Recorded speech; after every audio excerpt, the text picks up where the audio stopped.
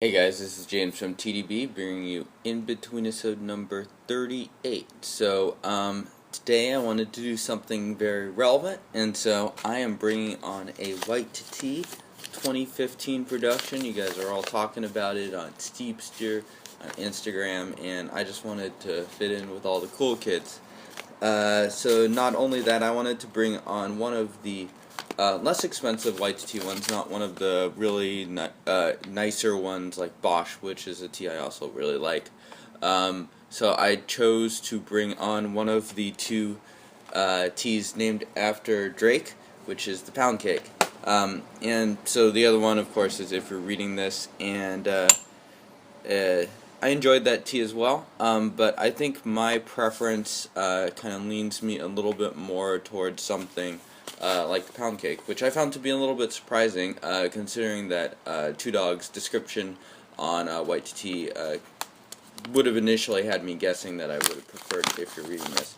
And so I've probably had about 5 sessions with this tea already, and the most recent one, or one of the more recent ones I had, was with a friend, and we had already drinking through a couple of the White2Tea 2015 teas, and so I said, alright, here, you can choose, here's 3 bags, you smell them each, and the Poundcake, it was immediately obvious when both of us smelled it that it was like very aromatic, and it greeted us with this just a very strong scent of kind of like honey-ish, hay, stuff like that. So he of course picked that tea out, and we had it and enjoyed it.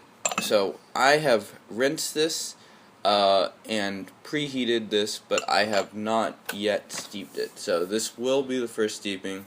I find this is a little bit of a dynamic tea, so I want to do a few steeps, get to at least 4, and just see how the tea does. So water is heated up now.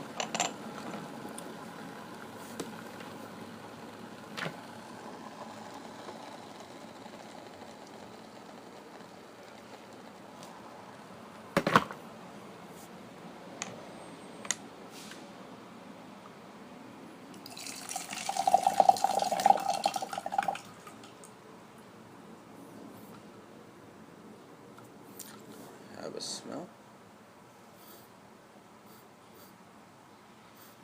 So it's got a really strong aroma,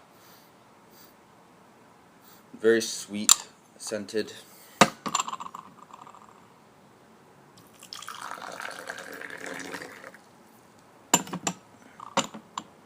This is another one.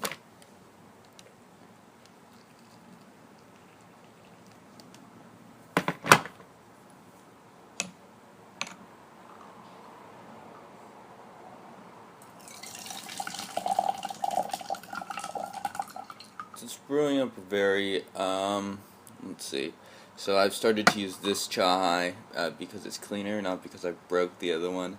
A little bit of a slightly cloudy yellow. It's got pretty good clarity on it, looking at it. And, cheers guys.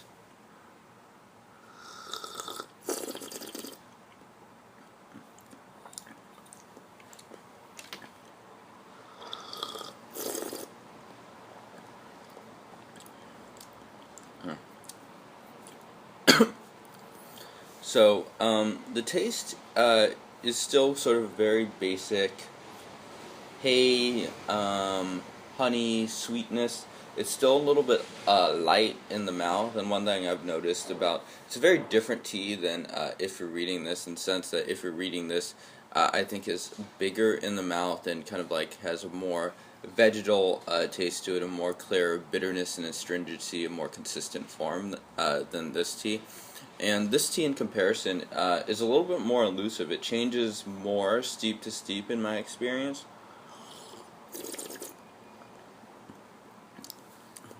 I noticed a more pronounced throatiness, which is immediately apparent from steep number 1. And I also find this tea, you could call it the chi or whatever you want to call it, it just makes me feel pretty good.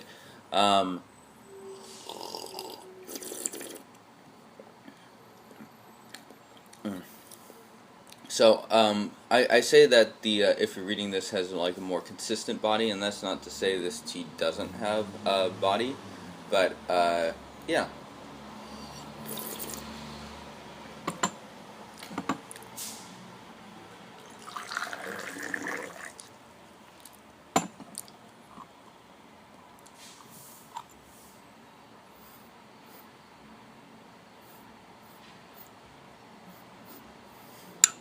So I'd say it's even more sort of like a sweet honey smell aroma there.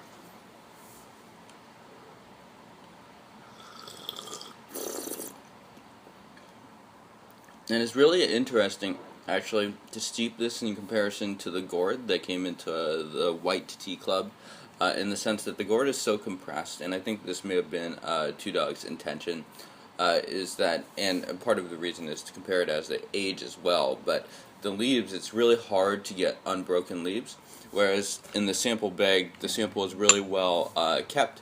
It's probably freshly broken off because it would have just about had to be, considering it's July, and these teas became available, I think, in May or June.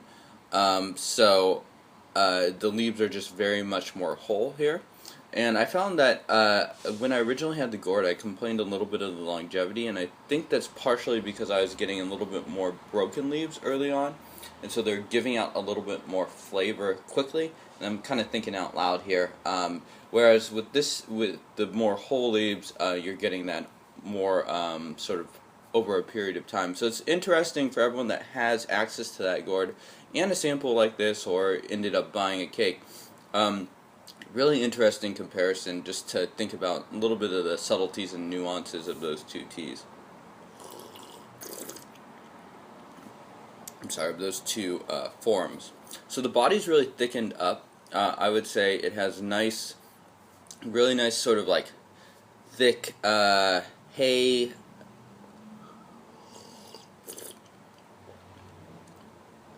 slash a little bit of grain as its base. There's a honey sweetness that I would not characterize as particularly fruity. And I'm gonna, there's a slight astringency to the taste, but it's not at all overpowering. And I'm gonna let this go for just a hot second longer, just to see what happens. And we will steep it.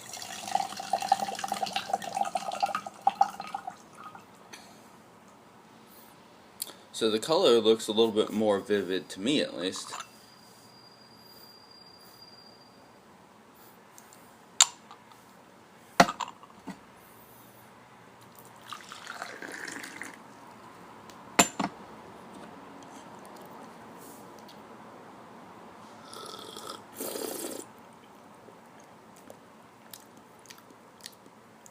So a little bit more bitterness, and I'm going to let that cool down for just a second there.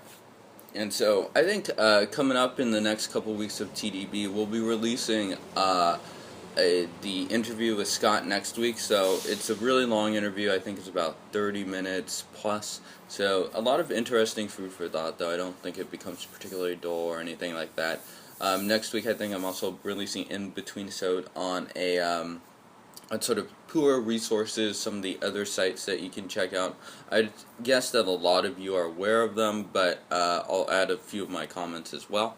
And then I'm hoping the week after that, to bring on my favorite of the 2015 White2Tea production, which should come as no surprise to anybody, the 2015 Last Thoughts, which I find to be, I've only sessioned it once so far, but I found it to be to live up to the hype, and I had a few concerns and stuff like that with weather and blah blah blah blah blah, but I definitely enjoyed the tea a whole lot in my one session with it, so I'll probably have it once before then and drink the rest of my Last Thoughts on in a couple weeks.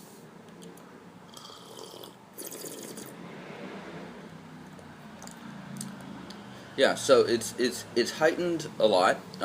The body is even thicker, and I think that's partially because I increased that steep time. It's bitterness, and it sort of develops into sort of this honey taste.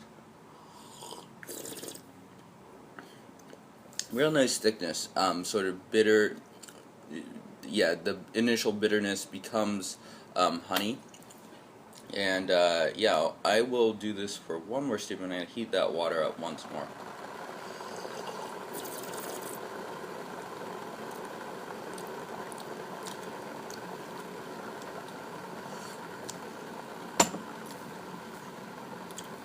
This tea continues to have really nice throatiness. It's causing my cheeks to get flushed a little bit. and my throat, it kind of has sort of that, when you're swallowing, you sort of feel that sweetness coming back. So some Huigan as well. And I'm not going to push this too much further than what I did last time, but we shall see.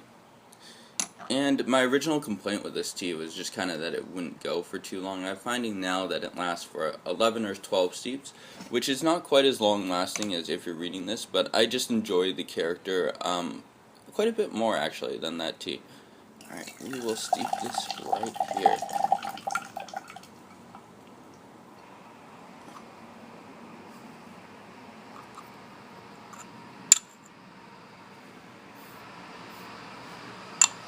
Aroma is still strong, pretty much the same as previous steeps. Alright, and I'm going to let that cool down. Aroma for some of these teas that have really nice fragrance, you can smell it in here. It smells similar, very nice. A lot of hay.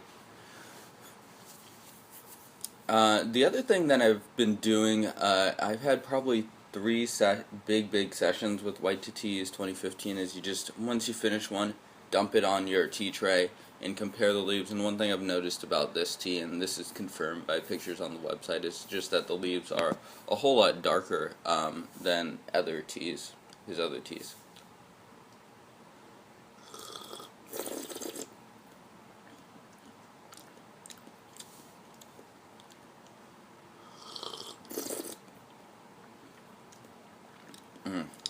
So, very similar taste to the last steep. For these last two, I easily could have shortened the steep type to be, I probably went for about 10 to 15 seconds on each of them. Probably could have gone for less, probably 5 seconds, or even 5 steep them for those that prefer not to have any bitterness. But it's really right now lingering in the mouth. This is the first tea I've had today, and I think it's really tasty. So I definitely recommend for those of you that have not tried this tea out yet to pick up a sample. I think it's definitely a fun tea to session. It's dynamic. It keeps going for a while. So thank you guys for watching, and I'll see you guys next time. Cheers.